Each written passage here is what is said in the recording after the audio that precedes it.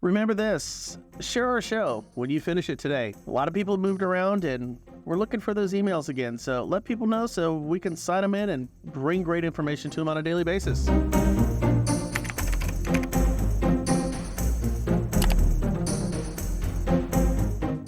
On with our show. So we know that we need over 6 million homes. Got it. That's at the core of all our problems. We know the ones who suffer the most are the poor. They always shoulder the burden, don't they? Which sucks. We know half of renters are paying more than a third of their salaries in rent, and for those looking to buy, are up against it. Now, though I've got to say, inventory is up over 7% from this time last year. But like Austin Powers once said, we've got a long ways to go. So our fearless leaders, most of whom would lose on the TV game show Are You Smarter Than a Fifth Grader? Spoiler alert, none of them are getting through it. Most of those leaders are taking a fresh look at their zoning rules and regulations that spell out what can be built where and what cannot. And many are finding that their old rules are too rigid, making it too hard and too expensive to build many new homes. It also is laborsome and doesn't have the profit margin as the alternative. That, of course, is building condos. Condos not to own, but condos for you to rent. So these cities, as well as some states, are undertaking a process called zoning reform. They're crafting new rules that do things like allow multifamily homes in more neighborhoods, encourage more density near transit, and streamlined permitting processes for those trying to build. Well, what that means is more condominiums for rent, less homes for sale. In other words, our leaders have decided to make it harder and more expensive for you to buy a home, build wealth, and participate in the middle class. That is their idea of improvement. One city spearheading this is Minneapolis. Minneapolis was ahead of the pack as it made a series of changes to its zoning rules in recent years, allowing more density downtown and along transit corridors, getting rid of parking requirements, permitting construction of accessory dwelling units, ADUs, which are secondary dwellings on the same lot.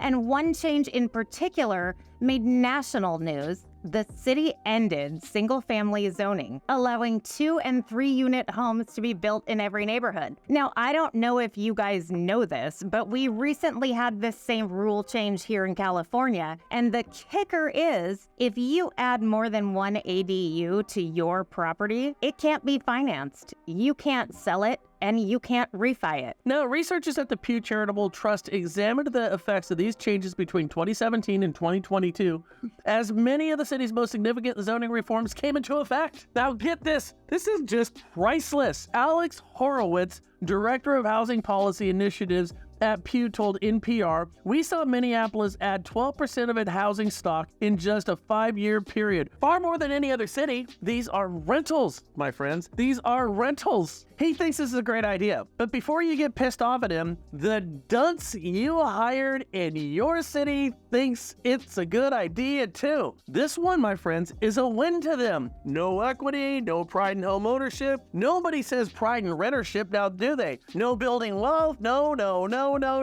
What does happen is conglomerates like BlackRock just keep adding digits to their golden spreadsheet, effectively affecting nobody's life for the better. The filthy rich don't need more, especially when it comes at the expense of the endangered species we know as the middle class.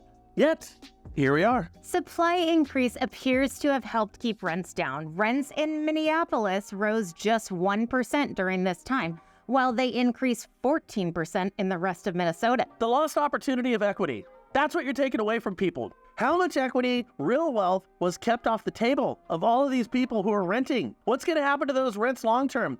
Think those rents are going to come down? Hell no. What happens when these lifelong renters who are creating right now, who are being set up for a lifetime of struggle because of our housing policies, what happens when they have to retire? What's the cost of that going to be when they don't have any money? No equity to sell off. Because there's no selling your house when you're 75 and moving to Bora Bora for the Gen Xers if they don't have a damn house to sell in the first place. They're just walking away from a rental. They won't have any equity. You understand this, right? No, the burden of these people, the care for them, is going to fall on the shoulders of the taxpayer, the dwindling middle class. And we know this because the BlackRocks of the world don't pay their taxes. They just steal.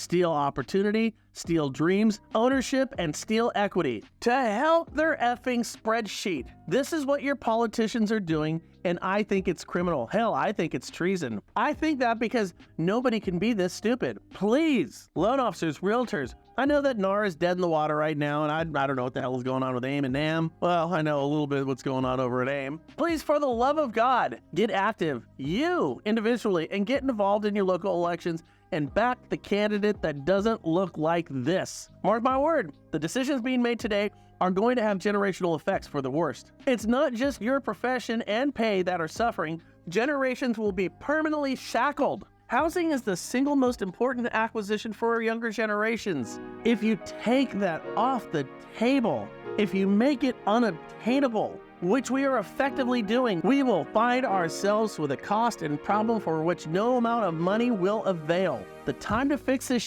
guys, is right now, and it requires you to be active in the coming months. I mean, no selling the house when you're 75 years old and moving to Bali for the Gen Xers.